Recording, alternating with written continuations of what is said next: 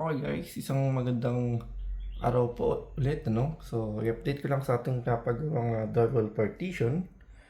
So, ito na po halos ang update ngayon na naglagay na po lahat ng mga drywall, no? Na nalagay na po ng pinaka gypsum board.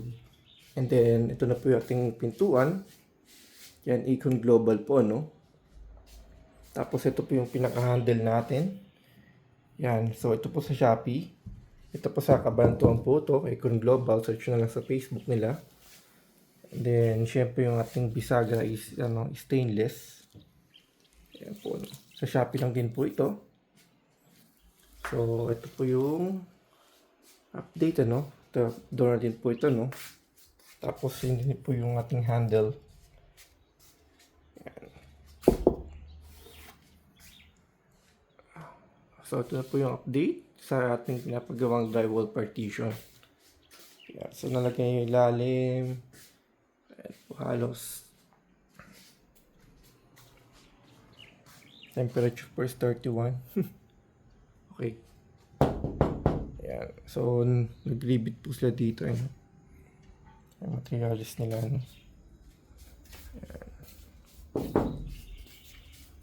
So, ano po to, 12mm po ito gamit natin dito. Ayan po siya. Okay.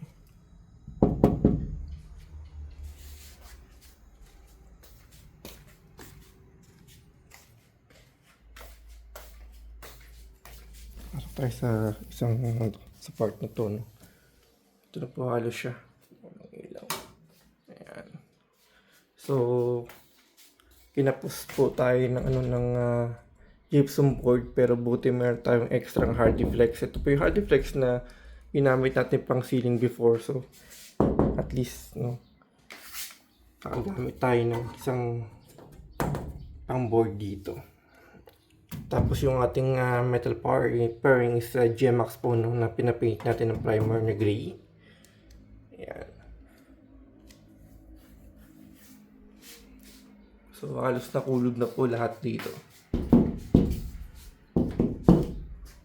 Okay. Yan, ito po yung isang kwarto. Kabila is another room, ano?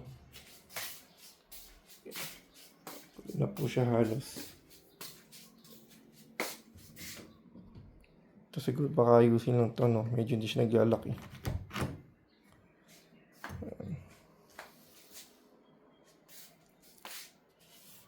Ito, switch na ito, no? Naiukot po nila dito.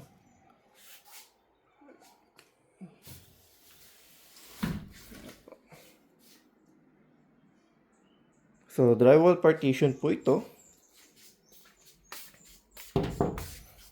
Naka-hulma po, no? Ito yung stack it dito. Ayan. Tapos, mayroon po siyang flexible hose na orange. Ito yung ating warning ginamit dito. Ayan. Okay. So, overall, so far, ito po yung update natin. No? So, siguro by this week, medyo makumpleto na yung ibang part na wala pa. And then, mamasilya. And then by next week, baka siguro naka-paint na po ito, no? Ito yung ating brad ng door lock, no? Mirror lock.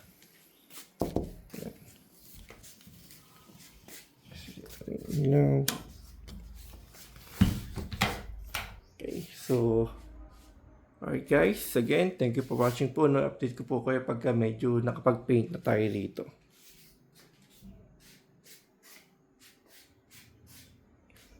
So, drywall partition po.